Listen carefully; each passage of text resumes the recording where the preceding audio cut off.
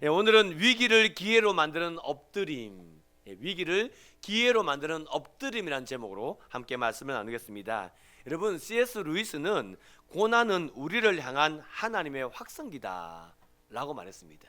고난은 우리를 부르시는 하나님의 큰 소리다. C.S. 루이스는 그렇게 말을 한 것입니다. 이게 무슨 말이냐면 그런 것이지요. 우리가 곁길로 갑니다. 우리가 다른 길로 갑니다. 그러면 하나님께서 우리를 거기가 아니가 여기야, 이리로 와야지 하고 하나님이 고함 치시는 그게 고난이다. 그래서 고난이란 것은 우리를 더 바른 길로 인도하시는 하나님의 은혜의 방편이라고 C.S. 루이스는 그렇게 말을 하고 있는 것입니다. 여러분, 진짜입니까?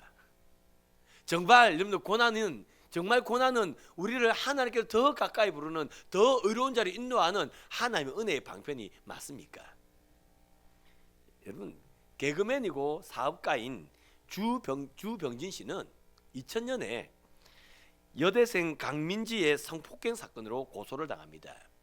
내용이 그렇습니다. 이태원 호텔에서 술 먹고 놀았답니다.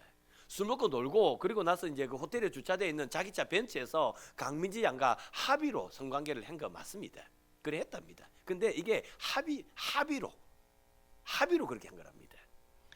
그런데 이제 강민지 씨가 성폭행이었다고 그렇게 고소를 했습니다. 근데 강민지 씨가 혼자 한 게 아니고요. 여기에 공갈범 둘이가 같이 있었어요. 그 세 사람이 입을 너무 잘 맞춰 가지고 주병진 씨가 빠져나올 수 있는 방법이 없었답니다. 자, 그런데 이게 매스컴에 나가지요. 매스컴에 나가니까 사업가였잖아요. 개그맨이고 사업가였거든요. 사업을 하고 있었는데 이게 이제 이렇게 방송에 나가니까 주가가 뚝뚝뚝 떨어지더랍니다. 주가가 뚝뚝뚝 떨어지니까 빨리 이 문제를 해결해야 되겠다는 그런 급한 마음에 주병진 씨가 그들이 원하는 합의금을 줬답니다. 근데 이게 문제가 된 거예요. 합의금을 줬더니 이게 이제 주병진 씨가 자기의 죄를 인정하는 꼴이 되어버린 겁니다. 그래서 재판을 받았는데 1심에서 징역 2년 6개월에 집행유예 4년을 받았습니다. 아니 나는 이게 성폭행이 아닌데 그런데 그 사람들이 이렇게 고소를 하니까 이게 빨리 문제 해결할 거라고 그들이 달라는 돈을 덜렁 줘버렸어요. 덜렁 줘버렸는데 이게 발목을 잡아가지고 그래서 이제는 징역 2년 6개월에 집행유예 4년을 받았으니까요. 얼마나 억울하겠습니까? 너무 억울하더랍니다.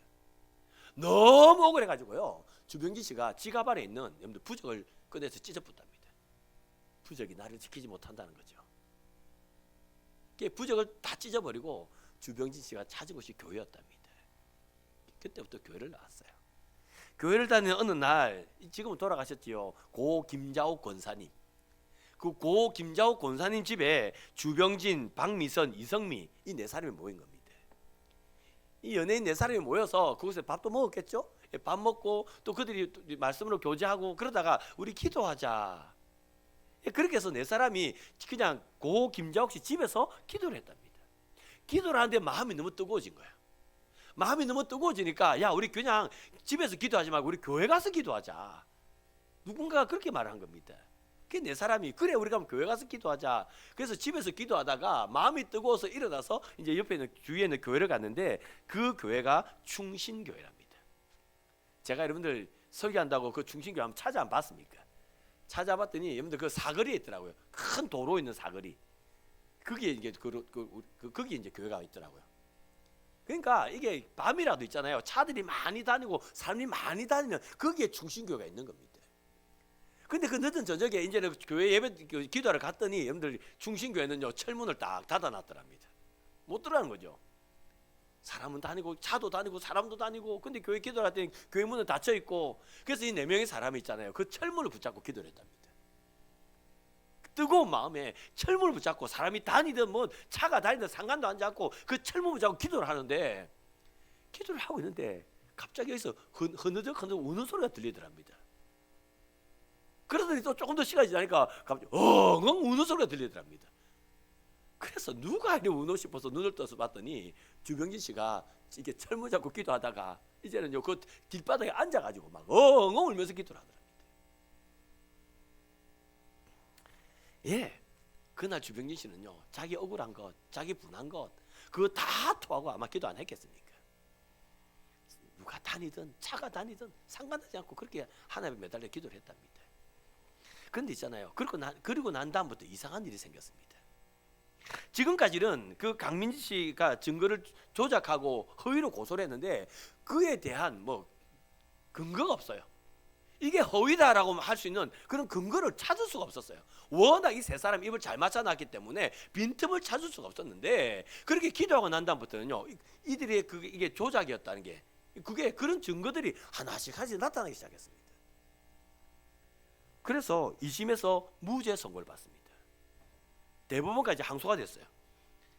그래서 대법원 판결을 받았는데 그 판결이 이렇게 나왔네요. 공소기각 뭐 그런 게 나왔답니다.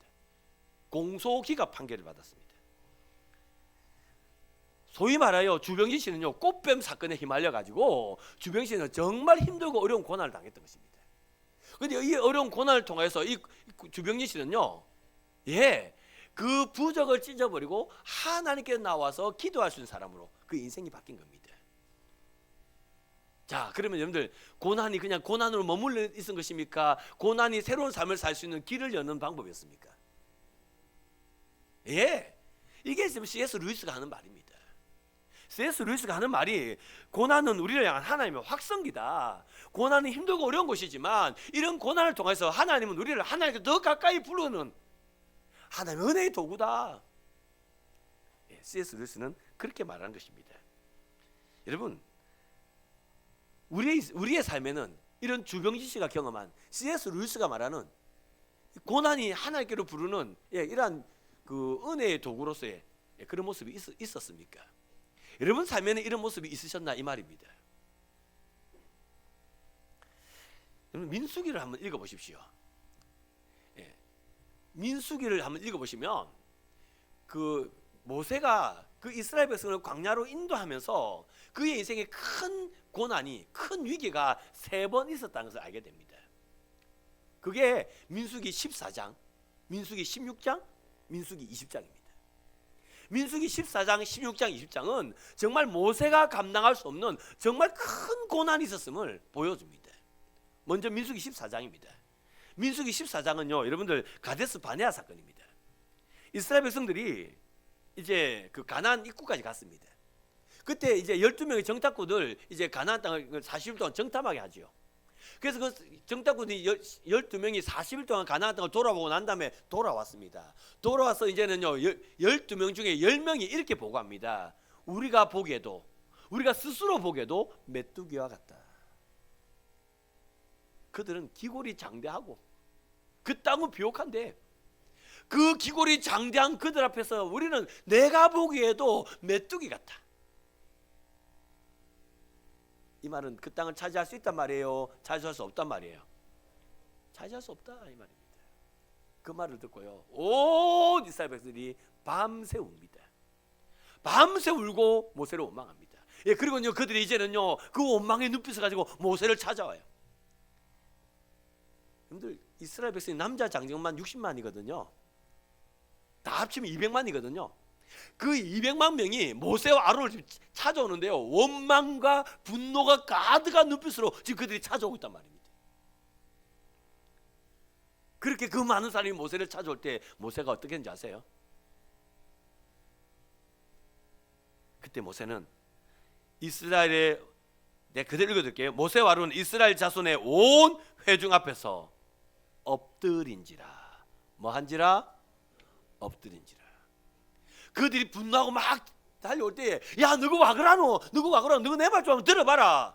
모세가 그리 안 했단 말입니다. 야 내가 너희를 지금 이 광야길 인도하는데 얼마나 고생한지 아나? 그러면서 모세가 이제 자기의 수고를 말하지 않았단 말입니다. 모세는 그리 하지 않고요 그 백성이 분노의 눈빛으로 막 찾아올 때에 그때에 그는요 하나님 앞에 납작 엎드렸습니다. 그때에 모세와 아론이 그렇게 납작 엎드렸을 때 그때 있잖아요 12명의 정탐꾼 중에 말하지 않은 여호수아와 갈렙 2명의 정탐꾼이 일어납니다. 그 여호수아와 갈렙이 일어나서 자기 옷을 찢으면서 저들의 신은 그들에 떠났고 그들 위에 밥이다. 여호와 하나님 우리와 함께 하시니 그들 위에 뭐다? 밥이다. 2명의 사람이 그렇게 말해요. 그때 그 분노했던 이스라엘 백성들이 돌을 집어듭니다. 그 돌 왜 들었을까요? 지금 이 그림 그려지십니까?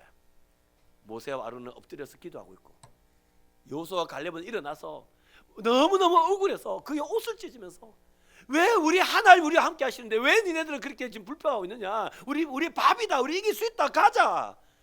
그렇게 성토하고 있고 그 말을 듣는 이스라엘 백성들이 말도 안 되는 소리 하지 마라 하면서 돌을 들고 있는 이 그림이 그려지십니까?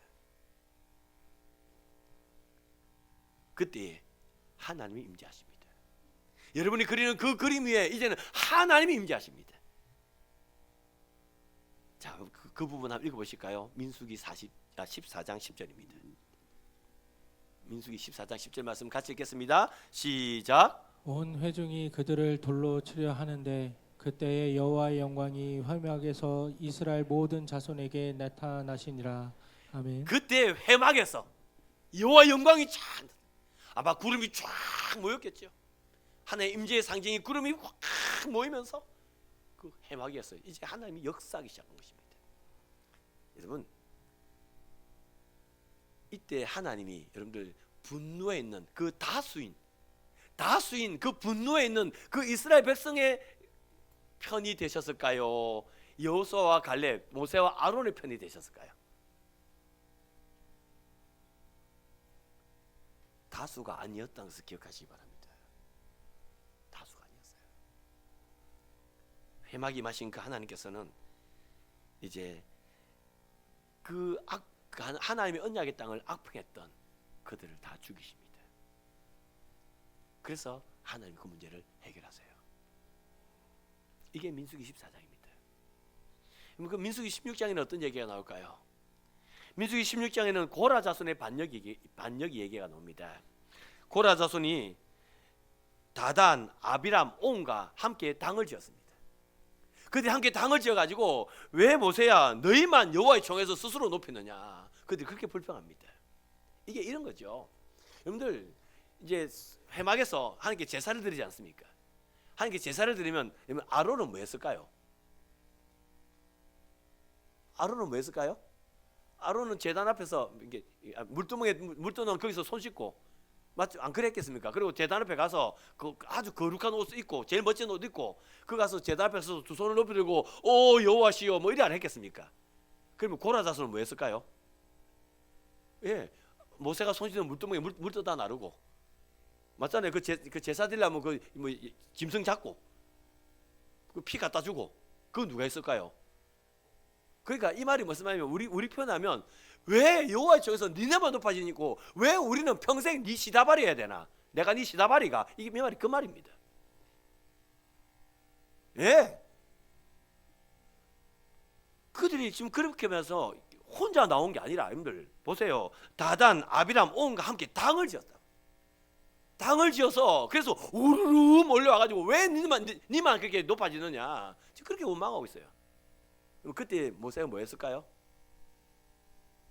민수기 16장 4절을 보면 모세가 듣고 엎드렸다가 뭐 했다가?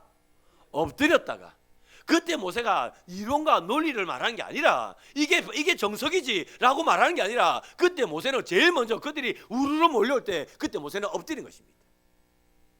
그렇게 모세가 엎드렸을 때 하나님께서는요 그 고라 자손 250명이 땅이 벌어져서 삼키도록 그렇게 만듭니다. 예, 그렇게 고라 자손 250명이 죽었더니요 이스라엘 사람들이 그 백성들이요 모세 니 때문에 고라 자손 250명이 죽었다고 모세를 원망합니다. 이건 뭔 말인지 아시겠어요? 그 고라 자손을 지지한 사람이 많았다 적었다? 고라 자손을 지지한 사람이 많았다 이 말 아닙니까? 그래서 하나님께서 고라 자손을 심판했음에도 불구하고 그들은 모세 니 때문에 고라 자손 죽었다고 그들이 그렇게 합니다.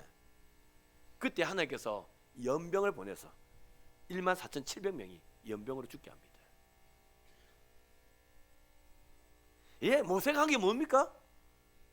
여러분들 그 고라 자손이 당을 짓고 또 그 외에 많은 사람들이 지금요 그 고라 자손을 지지하고 있었는데 그때 모세가 한 게 뭡니까? 모세가 한 건 엎드리는 거였어요. 엎드리는 거.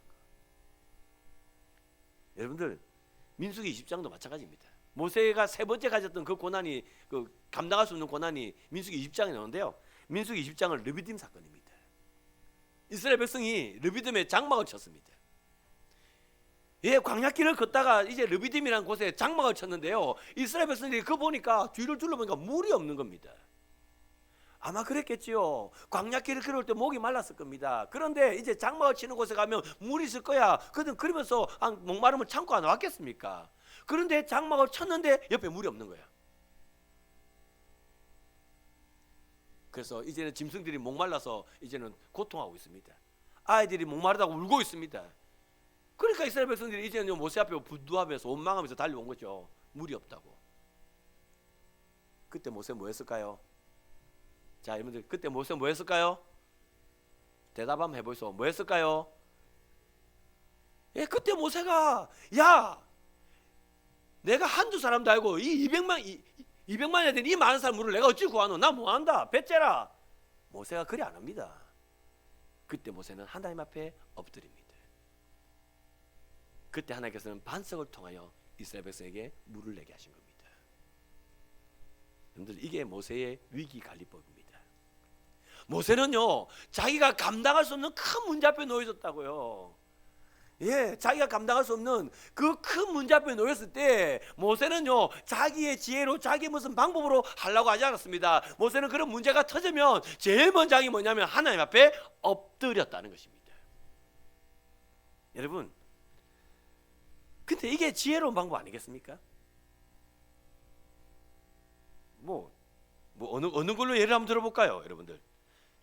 이스라엘 온 백성이 모세를 원망하고 있습니다. 그때 여러분들 모세가 자기 신세 한다고 그 문제 해결되겠습니까? 모세가 무슨 말을 하면 그 이스라엘 200만이라는 백성이 그 분노의 눈에 선한 눈으로 바뀔까요?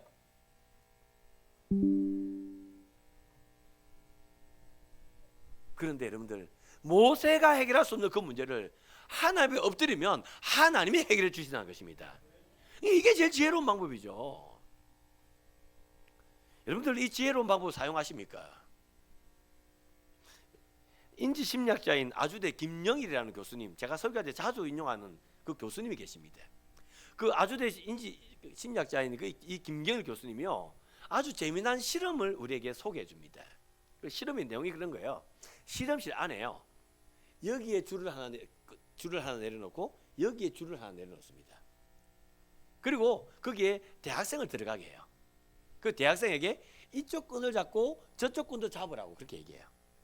근데 문제는 뭐냐면 이 사람들이, 이 실험 관찰자들이 이 끈 길이하고 이 사람의 팔 길이를 다 재어놨습니다.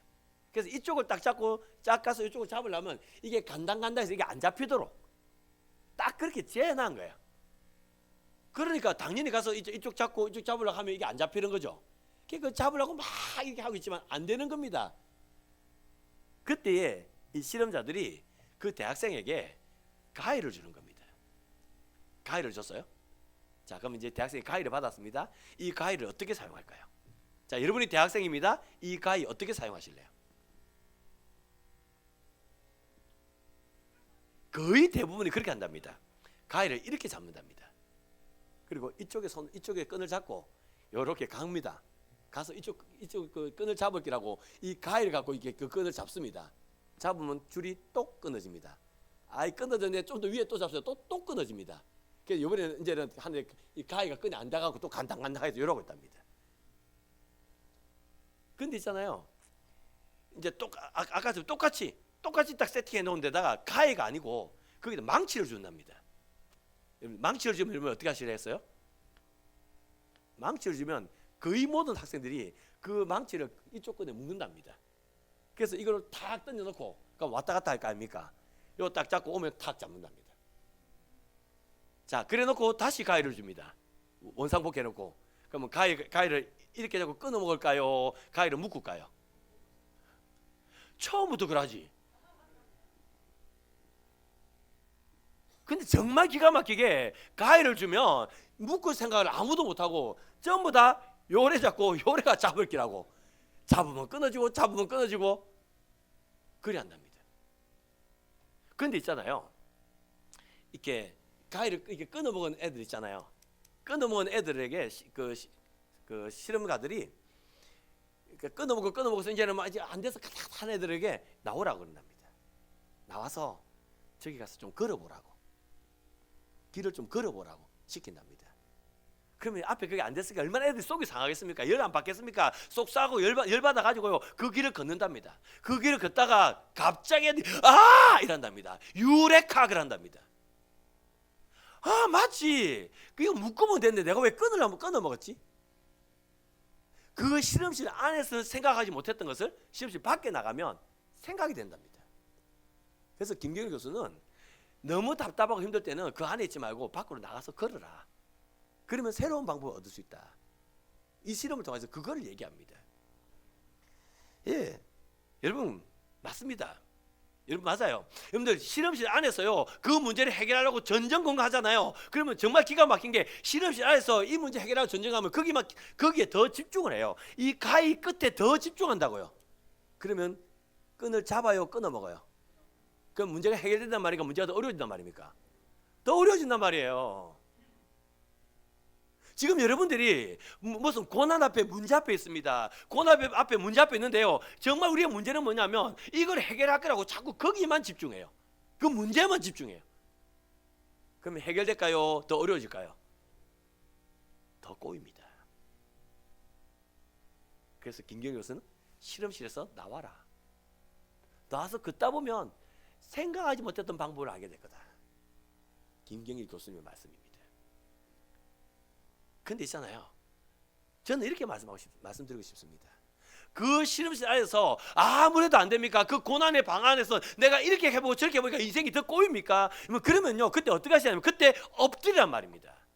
그때 엎드리면 하나님 우리에게 새로운 지혜를 주시고 새로운 방법을 하나님 주신다는 것입니다. 그게 기도 아닙니까? 여러분들, 저와 여러분은요, 맞습니다. 고난이라고 하는 그 순간, 이거 내가 감당할 수 없다고 하는 그 문제 앞에 섰을 때에 저와 여러분은요, 뭘 하셔야 되냐면 엎드리셔야 돼요. 지금 우리가 그런 엎드림에 무릎이 있습니까? 여러분들, 위기를 한자로 보여드릴게요. 위기가요, 위험할 위자에 귀의 기자랍니다. 제가 한자를 잘 모르거든요.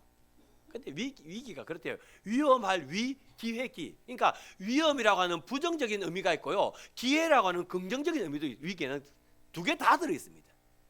근데 여러분들 우리에게 이 위기는 긍정이에요, 부정이에요? 부정적 의미가 많아요? 긍정적 의미가 많아요? 부정적 의미가 훨씬 많죠? 예, 맞습니다. 우리는요, 이 위기라는 것을 부정적인 의미만 생각하고 있는데 아니에요. 이 위험한 상황을 오히려 기회로도 만들 수 있어요. 어떻게 하면요?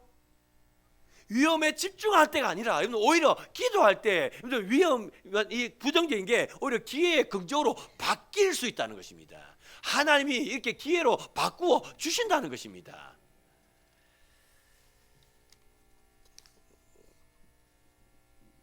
사실 오늘 제가 말씀드리고 싶은 것도 이런 겁니다. 여러분, 예수님이 공생의 3년 사역을 마무리하십니다. 공생의 3년 사역을 마무리하신 예수님께서는요, 이제 예루살렘에 입성하시죠. 예루살렘에 입성한 예수님께서 제일 먼저 찾아간 곳이 어디냐면 성전입니다. 예수님이 성전을 찾아가세요. 그리고는 예수님께서는요, 이제는 매매한 자들을 다 쫓아내십니다. 그래서 상을 엎으시고 비둘기판 자를 쫓아내시고, 예수님이 그리하셔요. 예수님이 진노하신 거예요.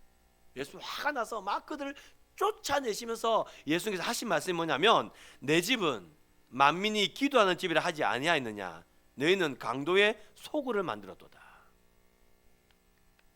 예수님께서 뭐라고 말씀하시면, 내 집은 만민이 기도하는 집이라 이끌어를 받아야 되는데 너희는 강도의 소굴을 만들었도다.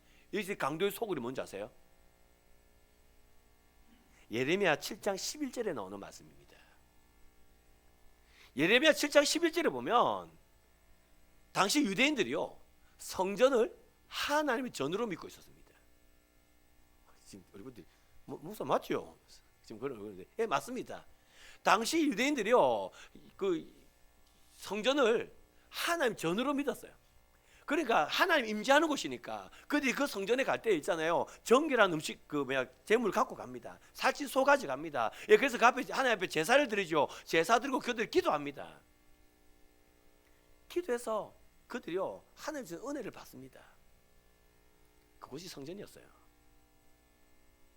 그런데요, 그 은혜 받은 자의 삶들이 이상합니다. 하나님 앞에 기도해서 하나님의 은혜를 베풀어 주셨습니다. 그래서 부유한 자가 되었습니다. 강한 자가 되었습니다. 그런데 있잖아요, 하나님을 받은 그 부함과 그 강함을 가지고요, 이들이 어떻게 살았냐면 그 부함으로 약한 자를 멸시했습니다. 그 강함으로 가난한 자의 것을 빼앗았습니다. 그래서 하나님 주신 성전에서 기도하고 하나님으로부터 받은 은혜를 가지고 약한 자를 멸시하고 그들에게서 빼앗는 강포를 삼았다고요. 그래서 하나님이 예레미야를 통해서 이 성전을 만민이 기도하는 집이라고 이렇게 하는데, 너희가 강도의 속으로 만들었구나. 이 성전을 통하여 힘을 받아서 그 힘으로 약한 자를 짓밟고 있으니까 이 성전이 강도의 소굴이 되었구나. 하나님이 지금 예레미야를 통해 그렇게 말씀하시는 겁니다. 여러분, 만민이 기도하는 집이라는 의미가 뭔지 아세요? 이건 그겁니다. 하나님 앞에 기도합니다. 하나님 기도해서 그 성전 안에 있는 그 두 돌판, 성전 안에 있는 하나님의 말씀, 하나님 앞에 기도해서 하나님의 말씀을 이루고 나가야 돼요. 기도하고 은혜 받고 하나님이 나와 함께 하시나 그걸 체험하고, 그래서 이 말씀을 성취하러 나가는, 이게 만민이 기도하는 집이라는 말씀의 의미입니다. 그런데 이들은요, 자기가 원하는 것을 기도해서 얻어서 그것을 은혜인 줄 알고 그거 받아서 그것 가지고 지 하고 싶은 거 다 하는데 약한 자를 짓밟는 거야. 강포를 행하는 겁니다. 그러니까 성전이 만민이 기도하는 집이 아니라, 말씀이 이루어가는 것이 아니라 너희들의 그 정욕을 채우는, 약한 자를 짓밟는 강도의 소굴이 되어버렸구나. 그때 이 강도의 소굴이라는 단어가 나와요. 그런데 예수님께서 성전을 청결케 하시면서 내 집은 만민이 기도하는 집이라 했거늘 내가 강도의 구를 만들었도다. 너희가 받은 은혜 가지고 지금 네 하고 싶은 거 마음껏 하고 약한 자를 마음껏 짓밟고 내가 지금 그러고 있구나. 그러려고 지금 너희가 이렇게 들끓고 있구나. 그래서 그렇게 말씀하시면서 분노하면서 그들을 쫓아내셨습니다. 그 예수님께서요, 그 성전을 청결케 하신 그 예수님께서요, 십자가를 짊어지고 골고다 언덕에 올라가셔요. 그 예수님께서요, 그 십자가를 짊어지고 올라가셔서 죽으시죠. 그리고 3일 만에 부활하십니다. 그리고 이제 부활하신 예수님께서는 이제 감람원이라는 산에서 하늘로 들려 올라가셔요. 승천하실 때 그때 예수님께서 그 모여있는 무리들에게 너희는 예루살렘을 떠나지 말고 아버지 약속하신 것을 기다리라, 그렇게 말씀하세요. 그래서 120문도가 그 예수의 말씀 믿고 그들이 예루살렘을 떠나지 않고 그곳에 모여 있었습니다. 근데 그들이 그렇게 그곳에 모였습니다. 그곳에 모여 있었던 그 120문도가 뭐 했는지 아세요? 오늘 우리 윤주원이가 또렷또렷 읽었는데 14절 마지막에 나오는데, 그 120문도가 아버지 약속하시길 기다리라는 그 말씀 믿고 그들이 예루살렘을 기다리고 있습니다. 기다리는 그들이 뭐 하며 기다리는지 아십니까? 오로지 기도에 힘쓰는데 그래 안 돼 있어요? 14절 끝에 그래 안 돼 있어요? 이거 14절 읽고 하겠습니다. 14절 같이 읽겠습니다. 자막 있으니까 같이 읽겠습니다. 시작. 여자들과 예수의 어머니 마리아와 예수의 아우들과 더불어 마음을 같이하여 오로지 기도에 힘쓰더라. 아멘. 오로지 기도에 힘쓰더라. 여러분들, 그들이 마음을 같이해서 함께 우리 아버지께서 약속하실 기다리라 그래서 우리가 기다립니다. 이제 약속하신 것을 주시옵소서. 다 같은 마음을 가지고 오로지 기도에 힘썼다고요. 오로지 기도에 힘쓸 때에 불같이 바람같이 성령이 임합니다. 그 성령이 임하여 교회가 세워집니다. 근데 신약 교회가 어떻게 세워진지 아시겠습니까? 신약 교회는요, 기도를 통하여 이루어진 것입니다. 아버지의 말씀을 이루게 하여 기도할 때에, 그때에 교회가 세워졌어요. 이게 신약 교회입니다. 여러분, 모세가요 어떻게 엎드릴 수 있는 사람이 되는지 아십니까? 하나님은 모세에게 두 돌판 말씀을 주셨습니다. 그리고 모세는요 그 두 돌판을 넣은 회막을 가졌어요. 우리말로 교회죠. 맞죠? 예, 모세는 하나님의 말씀이 있었고 모세는 교회가 있었습니다. 그 말씀과 교회가 있었던 모세는 자기가 감당할 수 없는 위기가 있을 때마다 모세는 하나님 앞에 엎드릴 수 있었어요. 그러면요, 하나님께서는 교회를 통하여서 말씀이 이루려는 그 모세의 기도를 들으시고 하나님은 응답해 주셨던 것입니다. 그 말씀 대신 그 예수님께서 성령을 약속하셨고 그 성령을 통하여 교회가 세워졌습니다. 말씀인 예수님과 성령을 통하여 교회가 세워졌어요. 이제 이 성도들이 이 말씀을 이루기 위해서 이 교회를 통하여 기도하면 모세를 통하여 기도에 응답하신 하나님께서 우리의 기도를 들어주신다는 것입니다. 여러분, 지금 저와 여러분이 이 사실을 믿고 계십니까? 강도의 소굴을 만들려고 기도하는 게 아닙니다. 내 그냥 좀 부자가 돼가지고 좀 가난한 사람 앞에서 한번 뻗대는 게 아니고 이런 거 뭐라 그러죠? 이런 거를 의시 되려고 하는 그게 아닙니다, 여러분들. 그게 아니라 말씀 대신 예수 그리스도를 이루기 위하여서 교회가 세워졌어요. 그래서 이제는 말씀대로 예수를 이루기 위해서 이 교회에서 간구하면 우리 하나님이 들으시고 우리 하나님이 응답하시사 우리 하나님이 함께 하신다는 것을 나타내 보여주시는 것입니다. 고난 있으십니까? 그 고난을 통해서 말씀을 이루기 위해서 엎드리시면 됩니다.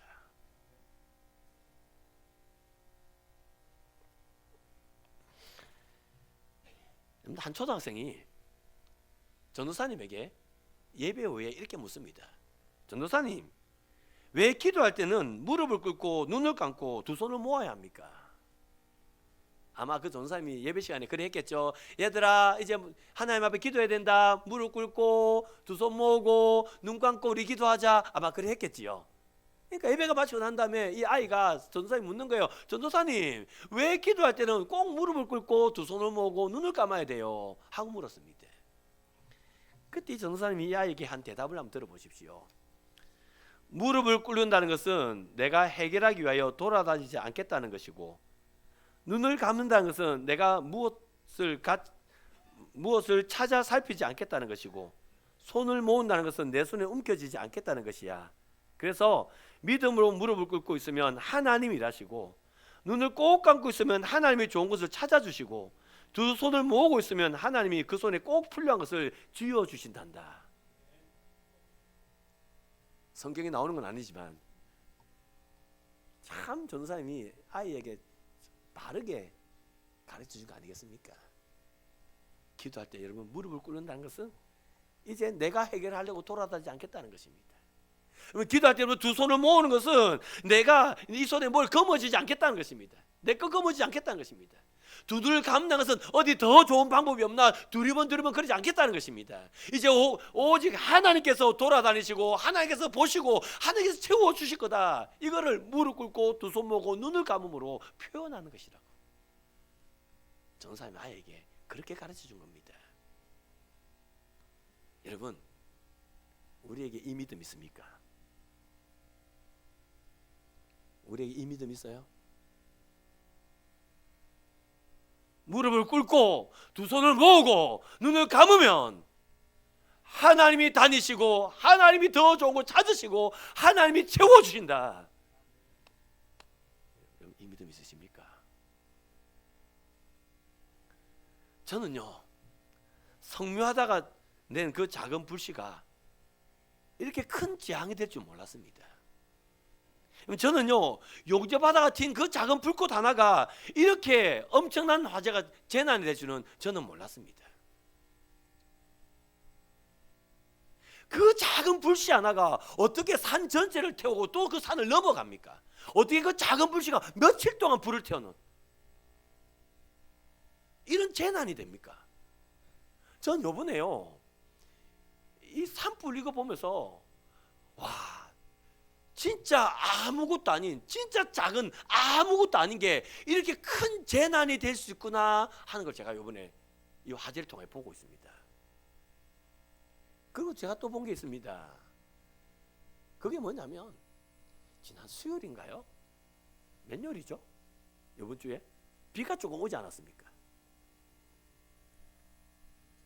비가 조금 왔는데요. 그 소방대원들이요, 와 하면서 손뼉을 막 치는 게 영상이 나오더라고요. 그 많은 헬기가 투입되고 그 많은 사람이 투입이 돼도 그 불이 꺼지지 않는데, 그런데 하나님께서 그 비를 내려주시니까, 하나님께서 비를 내려주시니까요, 또 그 큰 재난이 또 잠잠해지더라고요. 여러분 지금 뭐 보이는 거 없으십니까? 이게 우리 삶 아니에요? 우리의 삶에 진짜 이거 아무것도 아닌 거예요. 누가 봐도 아무것도 아닌 일이에요. 그런데 그 누가 봐도 아무것도 아닌 그 일이 여러분들 우리 인생의 재난이 됩니다. 그 아무것도 아닌 일, 그게 우리 인생의 재난이 돼가지고요, 막 분노하고요, 막 미칠 것 같고요, 막. 그래서 그 문제 해결할 거라고요, 전전긍긍한대요. 전전긍긍할 때마다 그 문제는 더 커져요. 그런데 있잖아요, 바람을 잠잠케 하신 하나님, 비를 내리시는 그 하나님, 그 하나님이 또 손가락 하나 까딱 하시면, 말씀 한번 하시면 또 그 큰 문제가 또 언제 그랬나는데 또 잠잠해지는 것입니다. 지금 뭐가 안 보이십니까? 뭐가 안 보이세요? 결국은 아무것도 아닌 일을 크게 하시는 분도 하나님이고, 그 큰 문제를 해결하시는 분도 누구시다? 하나님이신 겁니다. 그러면 지혜 있는 사람 같으면 엎드릴 줄 알아야죠. 내가 옳다고 고집 피울 게 아니라, 이게 맞는 건데 왜 그러냐고 윽박지를 게 아니라 엎드리셔야죠. 엎드리면 우리 하나님이 내가 너와 함께함이라 말씀해 주실 것입니다. 그리고 그 하나님께서 나와 함께해서 그 문제를 해결만 해줄 뿐만 아니라 하나님 말씀이 이루는 그곳까지 하나님이 인도하여 주실 것입니다. 우리 자유교회에 잃어버린 이 엎드림의 무릎이 회복될 수 있기를 바랍니다.